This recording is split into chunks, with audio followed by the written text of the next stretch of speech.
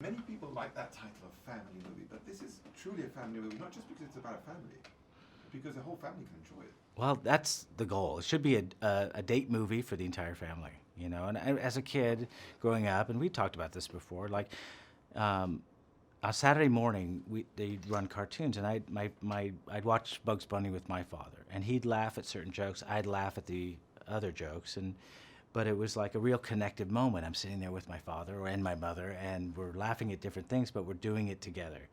And so it just felt like Boss Baby was the perfect movie to really play up not only the comedy, but this kind of underlying heart emotion that most people can relate to. So, you know, we have Alec Baldwin. He can play to both kids and adults, and the style of the movie is very much like an animated film of the 40s, 50s, and 60s. So it's a lot of physicality, and there's a lot of goofiness that kids can relate to, but it just felt like we can't mess this up because it's so universal. Whether you're a parent or a sibling, or you have a domineering boss, there should be an in for you, you know, and you should be able to relate to this movie.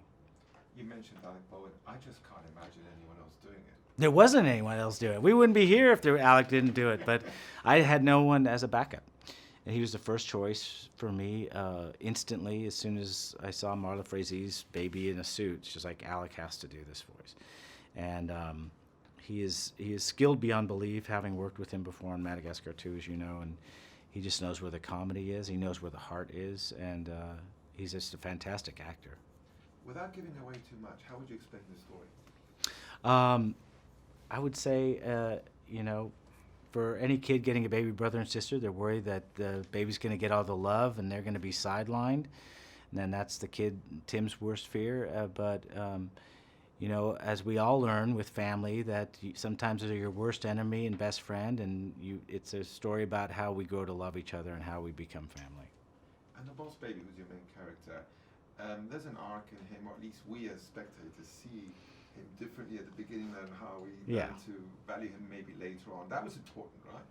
Yeah, I think it's the overall arc of family, and that's the personal story to me, because my brother and I were very antagonistic. We didn't like each other at times, and we did at other times, and we grew past that as we grew into adulthood, and you appreciate your differences, because they say, you know, the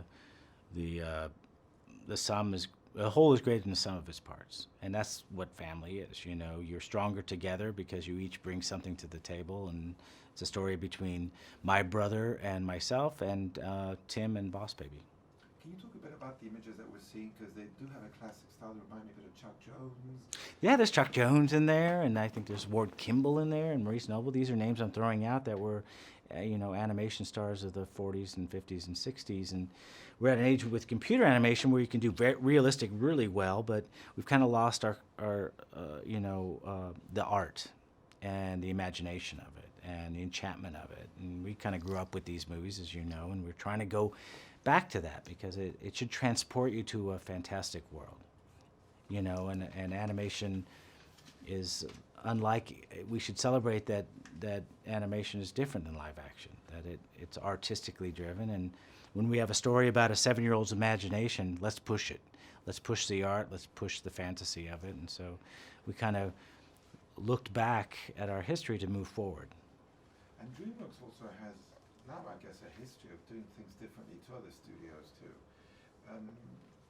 Everything from the stories, to the characters, to the look, it's special at DreamWorks. Yeah, I think, and that's what I love about the studios. Every film can look different. How to Train Your Dragon can look different from Madagascar, and you know, even if you look at the old Disney movies, like Snow White looks very much different from Sleeping Beauty, and I think every story needs to find its voice, not only story-wise but also visually, because if not, all animation is going to look the same, and we're starting to see that. So, for animation to flourish, any new directors are going to find they're going to have to find original stories and original styles, because people want to see stuff they've never seen before.